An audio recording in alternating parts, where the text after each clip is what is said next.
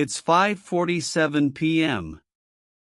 You're gripping the steering wheel, half checked out, running through tomorrow's to-do list in your head, and right now, without you knowing it, your body is already making decisions about tonight.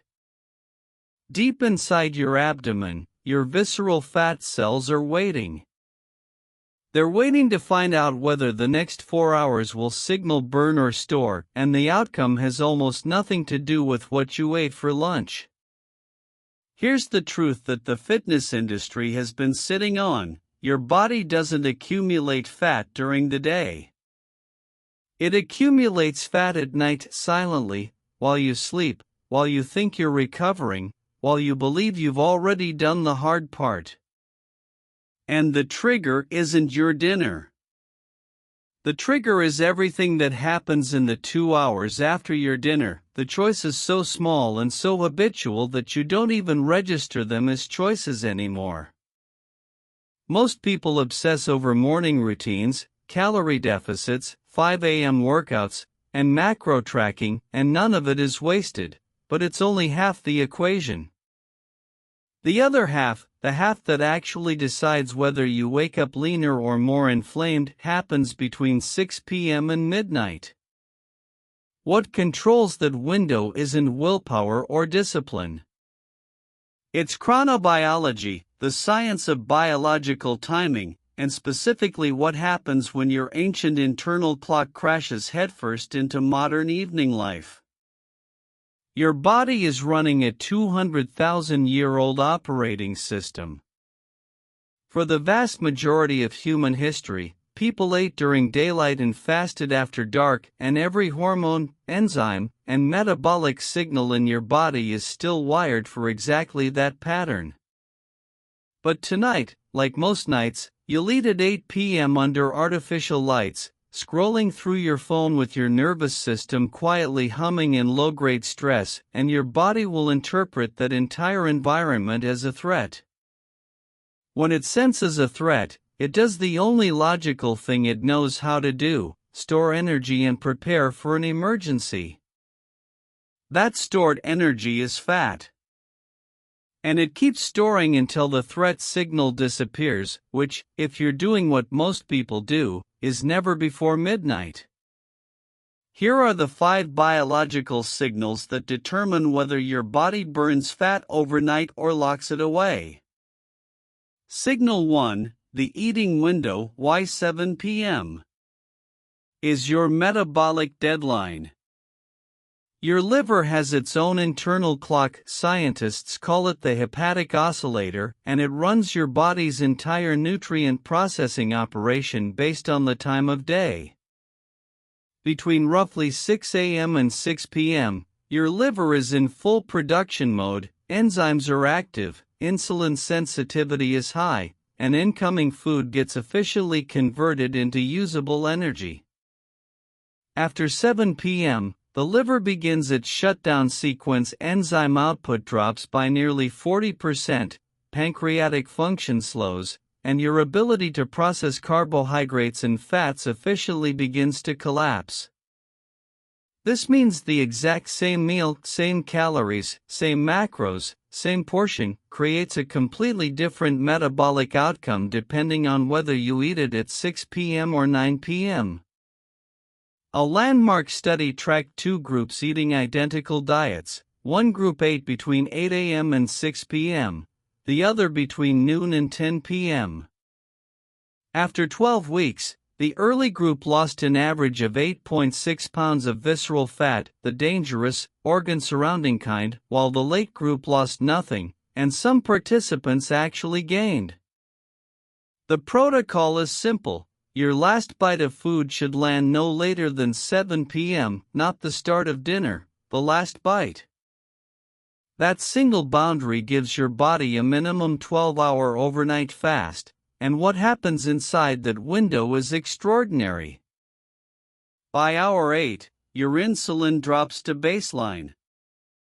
By hour 10, growth hormone begins to rise. By hour 12, your metabolism shifts into ketosis and starts burning stored fat as its primary fuel. You are literally reprogramming your body's overnight chemistry, but only if you give it the silence it needs to run the process. Signal 2, the carbohydrate curfew: why evening carbs lock your fat cells. Here's something almost nobody talks about. Insulin sensitivity is not fixed, it follows a precise circadian rhythm, and it peaks in the morning and bottoms out at night. This rhythm is governed by a protein called BMAL1 inside your pancreatic beta cells, and when it crashes in the evening, the consequences are severe.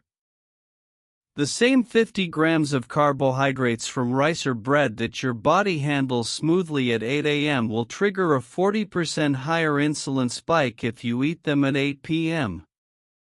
Insulin, in case nobody told you, is your body's master fat storage hormone. When insulin is elevated, an enzyme called hormone-sensitive lipase, the enzyme responsible for breaking down stored fat, gets completely deactivated. Your fat cells become locked boxes, and it doesn't matter how much you've exercised or how small your dinner was, if insulin is high, those boxes stay shut. But there's a second layer of damage that evening carbs cause, and it's arguably worse: they suppress your overnight growth hormone release. Growth hormone is the single most powerful fat-burning signal your body produces. It surges during the first 90 minutes of deep sleep, flooding your system with signals to break down stored fat and rebuild lean tissue. But growth hormone and insulin have a direct inverse relationship: when one goes up, the other is forced down. Eat carbs at 9 p.m. and your insulin stays elevated for 3 to 4 hours, blocking your first and most powerful growth hormone wave entirely. By the time insulin finally clears, the window is closed.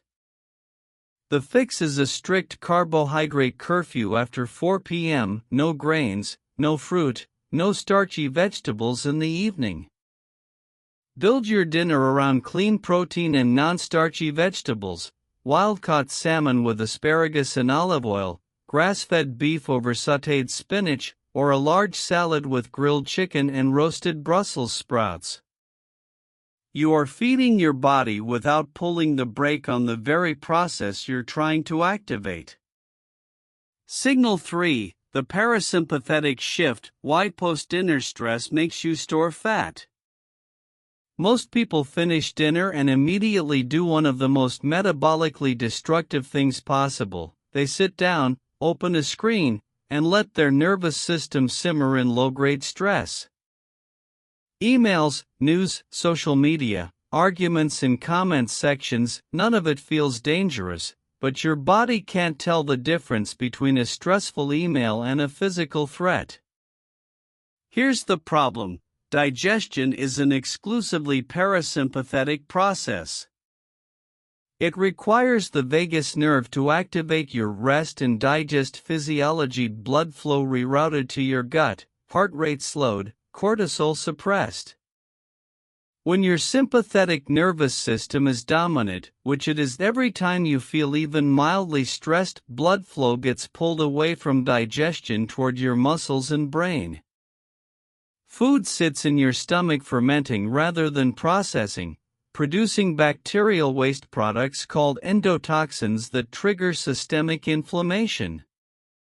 Elevated cortisol simultaneously blocks insulin function, which creates reactive hypoglycemia, the crash that sends you hunting through the kitchen at 10 p.m. for something sweet. Poor gut transit means you wake up bloated, with inflammatory cytokines already circulating through your bloodstream before the day has even started. All of these signals read the same way to your body: emergency, store everything, protect the system. The intervention is almost embarrassingly simple. Within 5 minutes of finishing your last bite, go for a 15 to 20 minute walk at a pace slow enough to hold a conversation. No music, no podcast, no phone, just movement, breath, and the visual flow of your surroundings.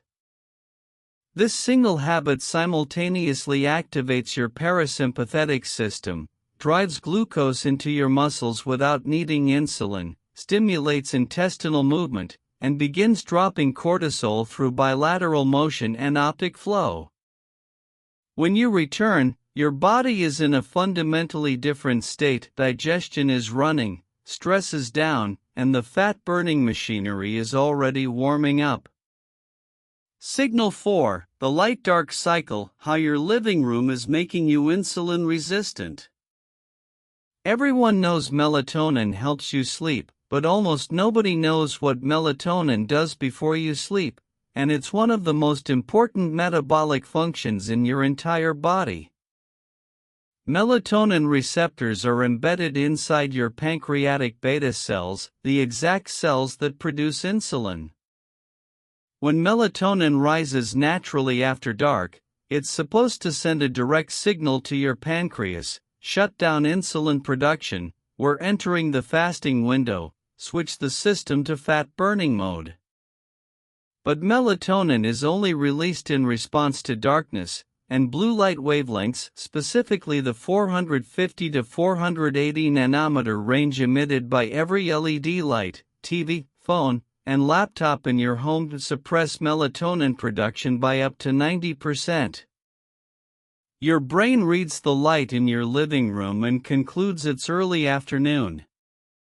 Your pancreas keeps pumping insulin. Your growth hormone never rises. Your body never enters the repair and fat-burning state it's designed to enter every single night.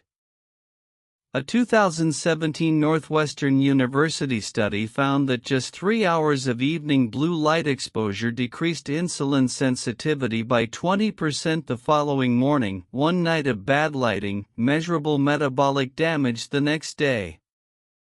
After 6:30 p.m., turn off every overhead light in your home and switch to warm table lamps, 2000 to 2700 Kelvin or lower. By 7 p.m., your phone goes into another room, if you must use it, night shift on maximum with blue light blocking glasses. By 8 p.m., the TV is off. Read under warm light, stretch, have an actual conversation. By 9 p.m., only dim amber light remains. What you are doing is giving your melatonin a 3 to 4 hour natural rise before sleep, and when you wake up the next morning, your fasting insulin will be lower, your fasting glucose will be lower, and your body will already be in fat-burning mode before you've touched a single piece of food. Signal 5, the temperature protocol, why you need to sleep cold to burn hot. Your core body temperature follows a precise circadian arc. It peaks around 5 p.m. and hits its lowest point near 3 a.m., and the depth of that drop directly determines how much fat you burn while you sleep. Your body contains two types of fat tissue: white adipose tissue, the stored fat you want to lose, and brown adipose tissue, a metabolically active fat that exists for one purpose: burning white fat to generate body heat. When your sleep environment is warm, brown fat stays dormant because it has no job to do. But when you sleep in a cool environment around 65 to 67 degrees Fahrenheit, your brown fat activates, begins burning white fat to maintain your core temperature, and turns your sleeping body into a quiet, efficient fat-burning furnace. A 2014 NIH study found that sleeping at 66 degrees Fahrenheit for just 1 month increased brown fat activity by 40% and resting metabolic rate by 10%. Participants burned an extra 100 to 120 calories every night, with no changes to diet or exercise. Set your thermostat to 65 degrees before bed, sleep under a single light sheet, and keep the room completely dark. You should feel slightly cool when you first lie down, not shivering, just cool, and within 20 minutes your body will adapt and pull you into a depth of sleep you haven't felt in years. When you wake up, something will be noticeably different. Your face will look leaner, your stomach will be flatter, and for once that feeling won't be dehydration, it will be actual overnight fat oxidation. What this looks like as a real evening. 6 p.m. Start cooking, protein forward, vegetable heavy, 0 refined carbohydrates. 6:45 p.m. Sit down to eat, finish your last bite by 7 p.m. without exception. 7 p.m. Immediately step outside for a 20-minute walk, no phone, no earbuds, just movement. 7:30 p.m. Return home to dimmed warm lights, phone silenced and out of reach. 8 p.m. Read, stretch, or talk, no screens of any kind. 9 p.m. Shower, thermostat set to 65 degrees, room dark and cool. 9:30 p.m. In bed, asleep by 10 p.m. No supplements, no gym equipment, no complicated protocols. Just strategic timing, biological alignment, and the discipline to stop interrupting the process your body has been trying to run every single night. What happens after 30 days? Your fasting insulin drops to levels you haven't seen in years.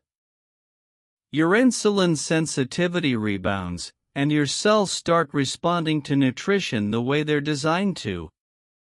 Your growth hormone production normalizes, flooding your overnight hours with the most powerful fat-burning and muscle-preserving signal in human biology. Your visceral fat, the dangerous kind wrapping your organs, transitions from locked storage into accessible fuel. You wake up one morning and your stomach is visibly flatter, and you realize you didn't do a single extra crunch to get there. That's not a side effect of trying harder. That's what happens when you stop fighting your biology and start working inside it. Your body has been trying to burn fat every single night for your entire life. You've just been turning the lights on too late, eating too close to midnight, sitting in stress after dinner, and sleeping in a room that's too warm, and every one of those things sends the same signal: not tonight. Starting tonight, you can send a different one.